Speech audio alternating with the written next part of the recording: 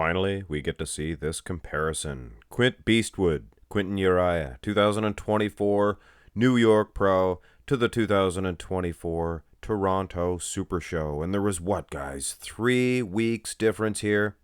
He placed 6th at the New York, and then he got a whopping 2nd place at that Toronto Pro.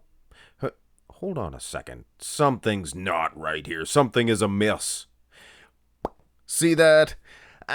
Somebody in the truck back there, the production staff, they switched it. You see that? Now look, that's the Toronto Pro over at the New York Pro. Bring back the actual. That's a little jab to my fellow YouTuber, Dylan, over there at Project Bodybuilding. He did an entire comparison and he pulled the wool over our eyes, and then he tricked me. He switched the Quentin Uriahs. But this is the actual versions, guys. Check the numbers. His numbers. This is New York Pro versus Toronto Pro. And what do you guys think? Do you guys think that he made the huge difference that his placings reflected? Or was it just the lineup? Or was it a combination of both? I would say both. I would say that. I would say he did improve, and the lineup was not as tight, was not as thick at that Toronto Super Show.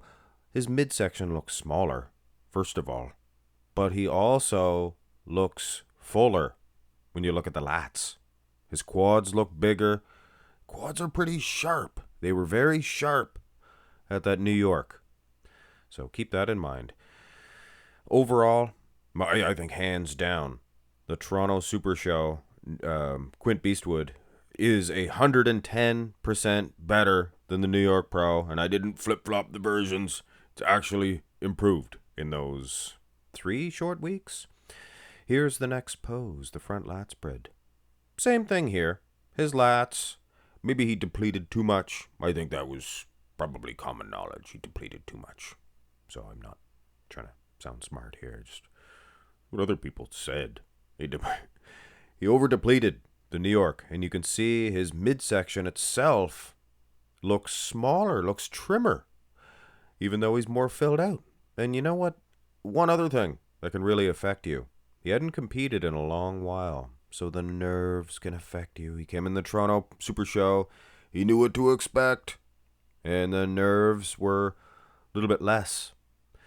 Like I said, though, his wheels at the Toronto, or at the New York, rather, they're peeled. Next time, Gadget. Next time. Turn to the side. In the New York Pro version, like I said, the wheels very peeled. But you take a look at the Toronto, and he has a quad on top of a quad. Huh? Anybody? Look at the calves on the guy, for goodness sakes. Either version. Either or. But yes, his quad looks thicker. Definitely thicker from the side.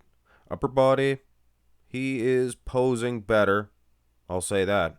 He's pronouncing his far chest. And I always look at the far pec. Close pec, also bigger, more displayed. But all that aside, take a close look. He just looks like he has all of his little individual muscles have more impact, more pop, more wow.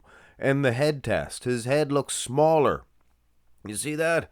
At the Toronto Super Show, his head looks smaller. That means his body's bigger. Huh. Here's the true test.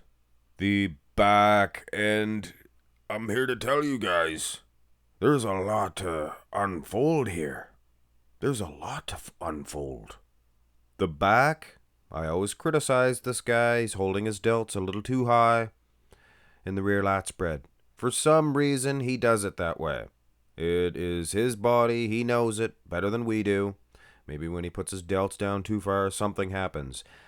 Now, he seemed to have fixed that. He's still, if you'd just seen the Toronto Super Show, you'd probably say, well, his delts are a little too high. But take a look at the improvement. He is inching downward, and it actually looks very good. Quint Beastwood's rear lat spread looks awesome. Now that we get the back out of the way, which is a great improvement, mind you, the lower half looks like a different man altogether. His glutes look half the size. They look over-depleted. Maybe he's flexing them harder. I don't know. He's holding his legs a little bit straighter at the Toronto. So sizing was actually a little bit difficult too. But the calves you can kind of, they're not going to be much bigger. But yes, peeled at the New York, but you could fly a jet airplane between those legs because he has no adductors. Is that what they're called? I'll message the Tominator and ask him. He knows all the names. But the glutes.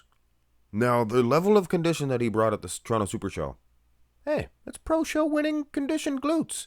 But he's extra peeled in that area at the New York. Peeled.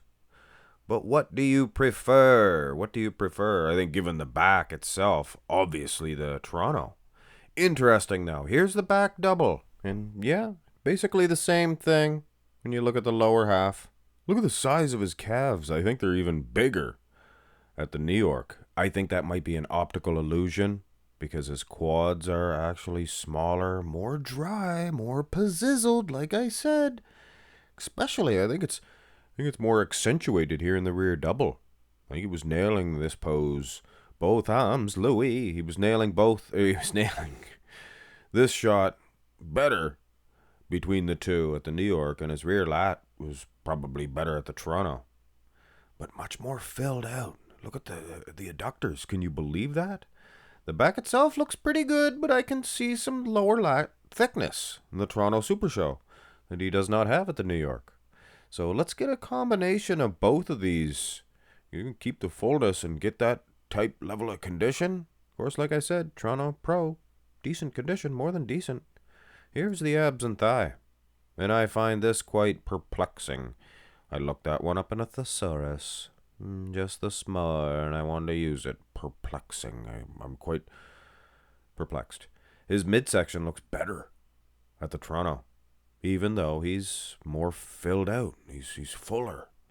Not Johnny Fuller, although shout out to Johnny Fuller, one of the all-time greats, for sure.